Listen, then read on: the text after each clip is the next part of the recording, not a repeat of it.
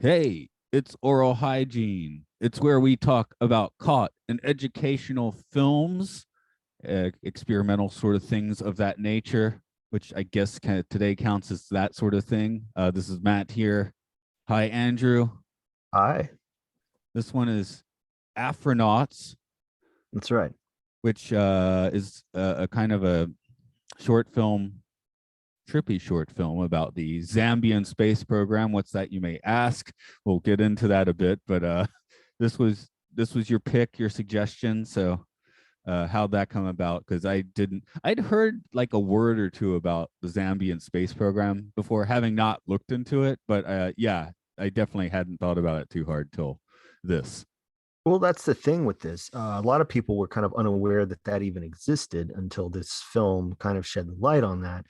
I came to know Afronauts just because the news was that the movie was being made.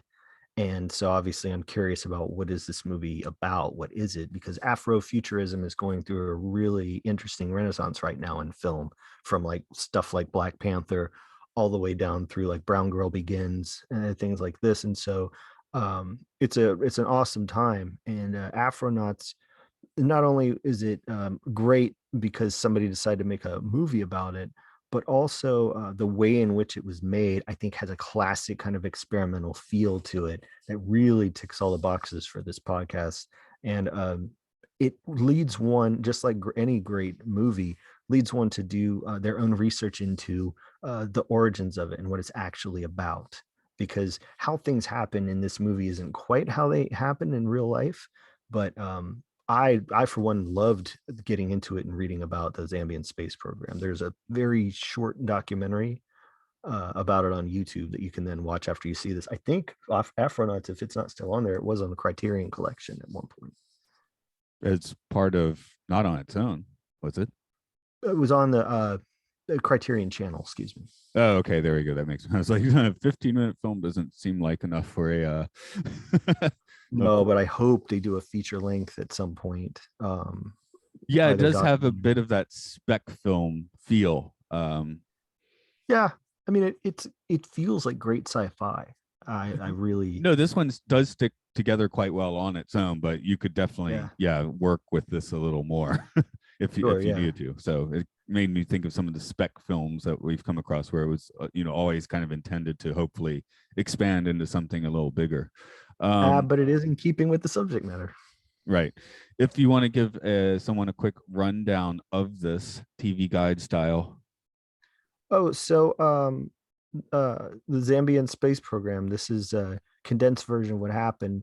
Is basically a young woman and a bunch of men from their space program that are constructing a spacecraft because they are trying to beat Russia and the United States to be the first people on the moon. And Mars. Yes, go to Mars too. Yeah, That was another goal. yeah, can't forget about that. That's Um, right. so yeah, of course, the first thing you do is start searching for a little history on this, which I have ready to roll. The program was put together by Edward Makuka Colosso. Sorry, I'm sure I didn't say that right at all. Yeah. But he was, let's see, a member of the Zambian resistance movement and put this together in 1964. One of the Yeah. weird things is everything you read is like, just like the movie is, he had, his astronaut was a 17-year-old Martha, right? So Yep. Yep. I'm like, And but the that's program ran from 64 to 69. They gave up when the Americans maybe made it. No. we don't need to get into that. But yeah, so they gave up then, but it always says 17-year-old Martha. I'm like, well, she wasn't 17 the whole time. So I guess she was out in 64 probably. Maybe she wasn't there that long because it said they were basically having too much fun and she went home pregnant. Yeah, that's what happened, and she became pretty much became like nil at that point. But the idea is he didn't give up on his dream, and so even after she went home pregnant and couldn't be the first person in space, he still wanted to develop everybody. He wanted to get everybody ready. He still wanted everybody to be trained to go, and he tried to fundraise and all of this stuff. I mean, it may seem to some like kind of a fool's errand, but he is not seen that way like at all. What he did was like super inspirational. 'Cause, yeah, I think of the just at the time, the idea that he would even attempt it, I find just to be like I mean, it's almost like Ed Wood, the person just definitely has not got what it takes, but that doesn't matter, I mean, that's totally not the point. So one thing the film maybe does, it depends how much you read into it.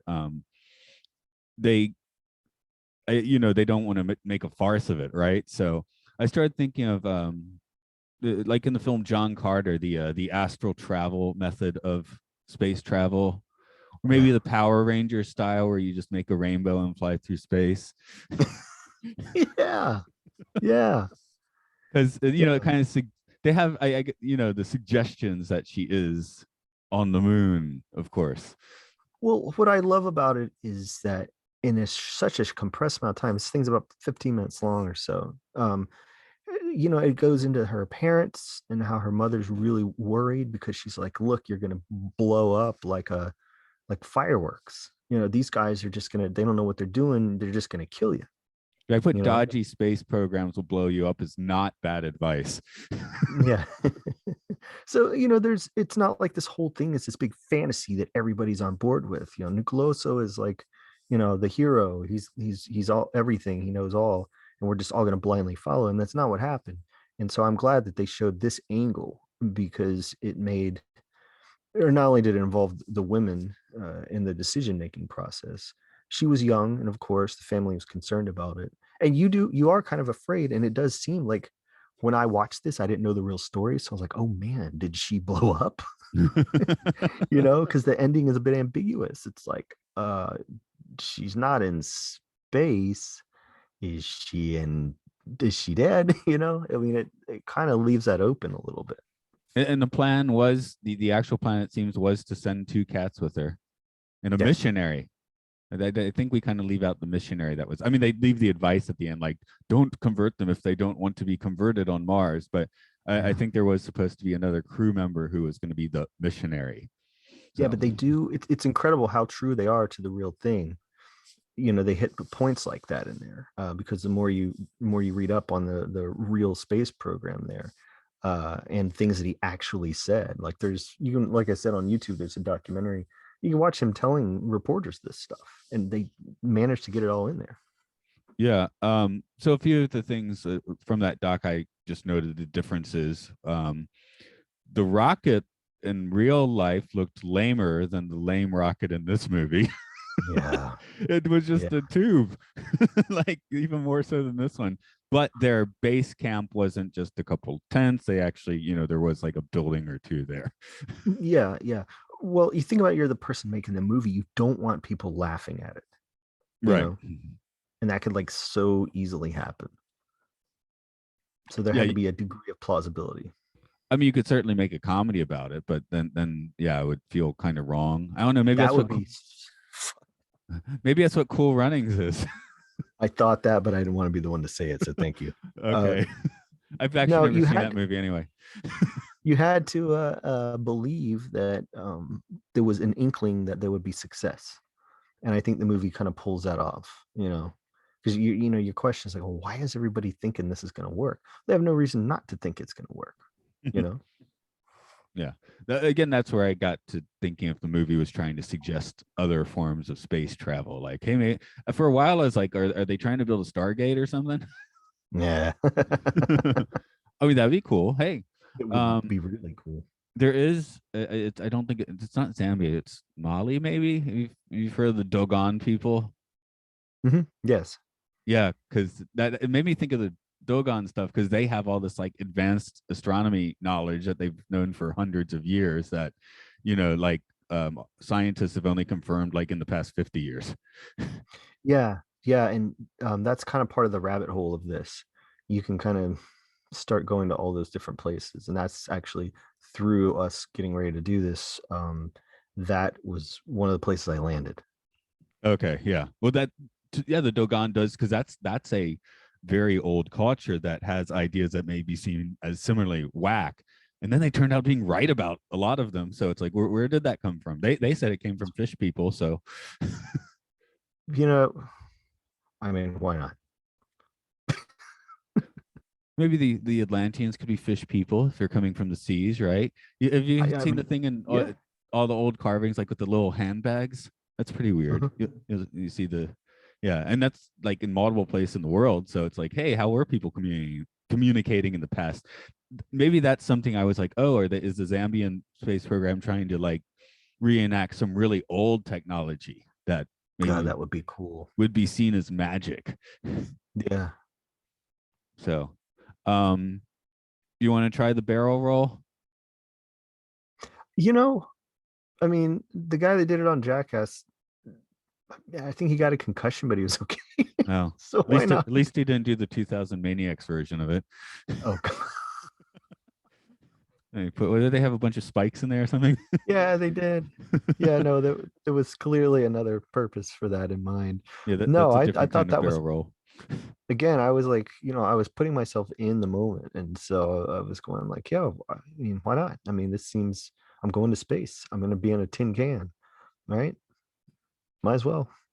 Yeah, yeah. Did you ever see the Upright Citizens Brigade sketch where the guy at the coffee shop really wants to be an astronaut? No, I didn't see. Oh, that's fun. So, I mean, that is playing this completely for comedy, where everyone in the coffee shop decides to try and help him. So they put like a fish bowl on his head and spin him around in a barber chair. Um, oh God.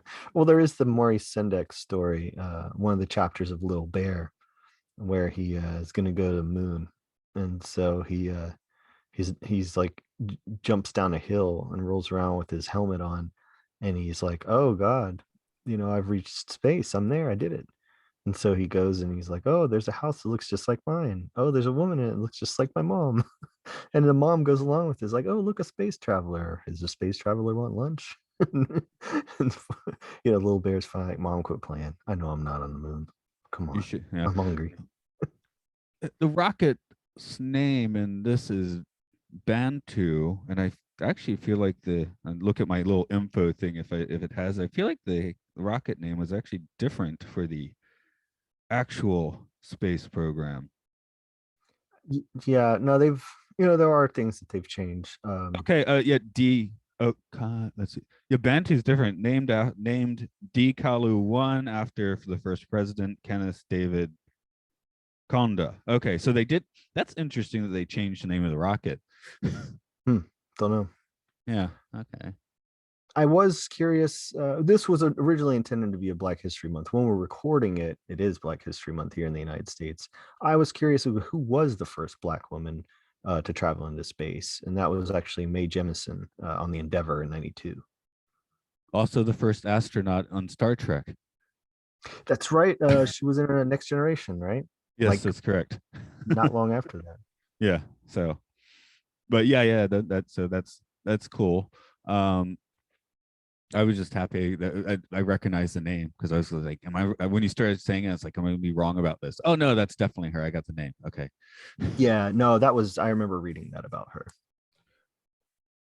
What is your favorite Afrofuturism? Or maybe I should ask you, what is my favorite Afrofuturism? What's your favorite? Yeah, I feel like it's an obvious guess. Space is the place. Of course, yes. Okay. How about for you? That's a tough one. I love Afronauts, but yeah, I would have to go with Black Panther. I mean, it's just so ultimate, you know? Yeah, for me, I do like Black Panther a lot, but there's got, I mean, as much as it's advanced, it is a little formula. It's definitely in that MCU formula. No, it is. I'm purely talking in terms of cinema because we are in a show that talks about movies. And so, if you want to talk about like books and things like that, uh, there's vastly, I'm sure, better than that. But this is for me. I just think like the depiction of something that was all made by them and undisturbed by Whitey's world. I really like that. No, yeah. I mean, that's definitely cool. What I'm, yeah. So for me, it's like, well, it's a little bit of the MCU formula, and that is one where the CGI really started to bother me, especially when they had CGI costumes. When they were like doing the helmet goes on, stuff like that. And Which is, yeah, it's I don't know. I Marvel, obviously Robert Downey Jr. didn't want to be stuck in that suit all day, so they started CGIing that, and then more and more, it's like sometimes they don't even make the costumes anymore. Just yeah, my favorite part of Black Panther is when Shuri and Nika, I think it's yeah, they're in the car together, and the car just kind of comes apart. Shuri's yeah. driving the car, so Mm. it's Okoye and Nokia that are inside the car. I just love that, and it's all computer, but Oh, man, is that it that's great. cool. I think it's more the costumes and that last sequence, the final sequence of the film, just has Feels a it's little quite. video gamey. Yeah, Yeah. So that, yeah. So and then that's just, yeah, just looking at it straight up as a film. As Afrofuturist, Wakanda's pretty cool. So yeah, it is, and I know what it did for a lot of friends of mine too, and a lot of kids seeing that. That's just yes, the inspirational aspect of it is, yeah. I'm here doing dry filmmaking terms and looking at it. yeah, So yeah, the but cultural it's impact is definitely cool. And this, but that's what the Nicoloso did with his space program too. It was more about he's revered because of his vision, you know. right. Yeah, I think I like the soundtrack for Black Panther a little better in the movie. Great soundtrack. Yeah. Great soundtrack. So just throw that out. And I liked the Black Panther's moments. Of course you get all of Wakanda here and all the world building. That's cool, but you get I think you got better Black Panther in some of those other films. Well, But maybe part two will do it for you. yeah, hopefully. So I like it. So I don't seem to like it quite as much as everyone else. I don't know. It was such a mind blowing for me, just so it was so unusual. Also, And I didn't get I didn't feel the cultural push as much. I just saw social media posts, but I'm in Japan where people are like, oh, it's just another Marvel movie. They didn't really oh pick up man. on what it was here, right? So No, here I can tell you, whenever I would go somewhere in a Black Panther t-shirt, people would comment on it all the time. And also, I flew one time when wearing my Okoye t-shirt, which is Dana Guerrero's character. And I had people who could barely speak English, like just like applauding my shirt. And some people had their picture taken with me because I was in the shirt. again, in Japan, the shirt doesn't matter. Like I'll see a kid will come in like with a Ramones t-shirt. Oh, you like the Ramones? Who are the Ramones? Or they they had this thing at the Uniqlo a couple years ago where they always have their like t-shirt runs, and they did classic movies. So there are people walking around 2001 t-shirts, and I think I must be a lot of Kubrick, right? And the people wearing the t-shirt don't know what those movies are. looks cool. Who cares, Yeah. right? So not being in the States for Black Panther might also have quite a bit to do with it. Yeah, no, it was definitely a cultural because phenomenon. because I did watch it just as a movie without if you watch Star Wars just as a movie without the original, I mean, without all the cultural weight behind it, it's a pretty good movie, but parts of it drag and stuff, right? Oh yeah, yeah, yeah. No, totally. What was the supposed Harrison Ford line? You can write this shit, but you can't say it. God, how true. Yeah. So you know what? Black Panther is a better film than the original Star Wars, easily. I'm with you there, man. I mean, that was my takeaway. I walked out of there thinking I've just seen like because I don't have any. I mean, Star Wars came out the year I was born. I don't remember seeing that in the theater. And when I saw the re-releases or whatever, it was great, and it did do something huge for Star Wars. Like it Yeah. created this whole new interest in it. But Black Panther for me, it's like I could feel the fact that I was seeing something like very significant. And I saw the film in an almost empty theater with the other five people were very quiet, polite Japanese folks. Mm, yeah, no, I saw Black Panther a few times, and kids and families, everybody was just like, "We're not going to forget this." It can only happen once. You know what I mean? Yeah, where I'm seeing in a theater where people are like, I'm enjoying this, and I will have forgotten it by next week. So Sure. Yeah. so that's where that is. But yeah, Afronauts was filmed in 2014, I think. Yeah. So it's a little ahead of a curve. This is like kind of a cool precursor. Artistically, I think this is actually better than Black Panther, just as far as It's having beautiful, having gorgeous vision and production. Yeah. like again, like the thing that leaves me a little cold on Black Panther is the excessive CGI. Where here, the only thing I noticed is the shot of her on the moon. I thought it was funny because now that we all have green screens and zoom backgrounds, you wouldn't have the problem where her helmet is artifacting a little bit. Yeah. That's not a But complaint. I was just like 3 years later that would like everybody can do that without it being a problem.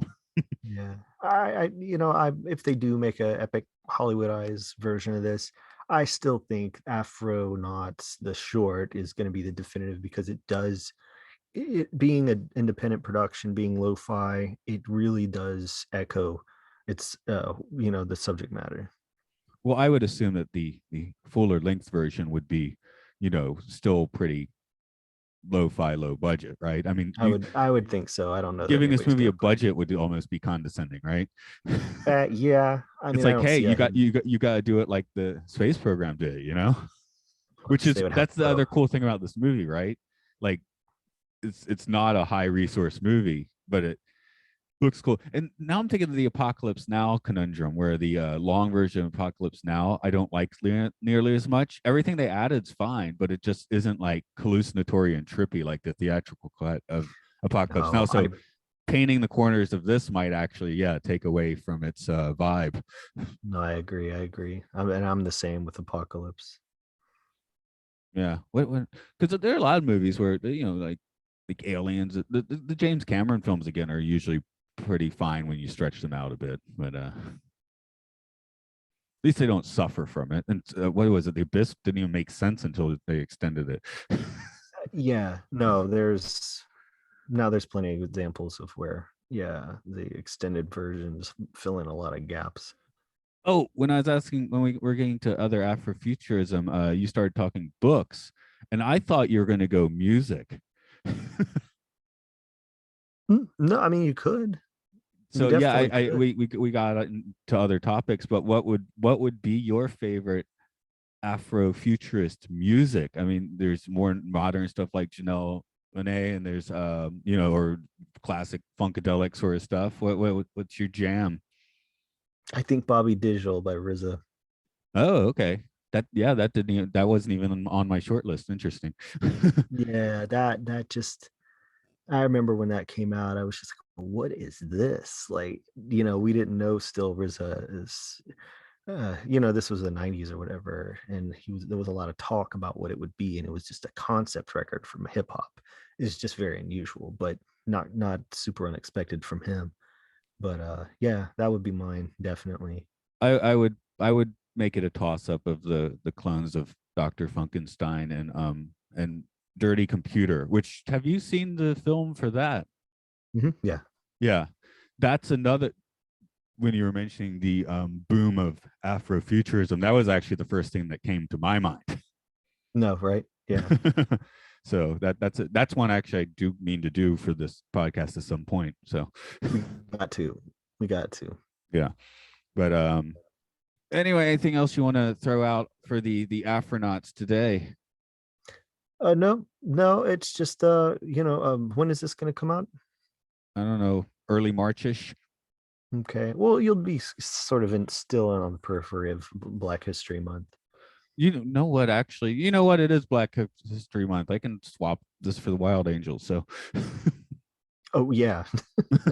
No reason to put out a yeah, racist biker movie let's during not Black do the History Month. Nazi bikers for Black History Month. Okay, so yes, you are hearing this in Black History Month because I Yeah. just revised the schedule, I guess. Okay, nicely done. No, I've got nothing to add to that except for yeah, it's possible it'll still be on the Criterion channel.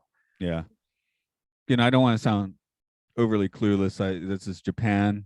We just had Foundation Day. I looked at the Foundation Day. Is that when Asimov's Foundation came out? No, that's the Foundation of Japan, which makes more sense for the holiday. So, Of course, your mind would go there.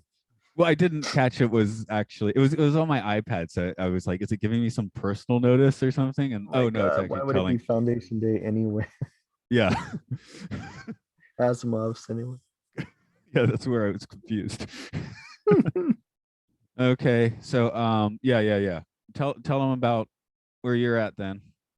Okay, Gonzoriffic, Gonzoriffic.com. You go there, you can see, yeah, a couple of little sci-fis we made on our YouTube channel. One called Nerd Box. We used a lot of green screen. It was my first attempts at really doing a green screen with character stuff. So check it out. As for this, it's Aural Hygiene. We're on Twitter. We're on Facebook. We're at Patreon under Podcastius, where you will find us talking about the Twilight Zone and Time Enough podcast, sci-fi films of Matt Luke's Sci-Fi Sanctuary. You'll hear about Pokemon, Monster Hunter, and weird video game trivia and some of our other offerings. Offer us money, and we'll give you more stuff. Like currently, the run of Garth Marenghi's Dark Place is podcasted on our Patreon for the moment. So we've done 5 of the 6. Waiting for Scotch Miss so I can bring on my friend who's been learning Scottish Gaelic. So I don't even, maybe he won't even comment on that episode. He'll just like say weird like Scottish Gaelic stuff in the background while we do the podcast. God, I can't wait. I can't wait to hear that. Okay. So let's get our rockets ready. That's right. And explode.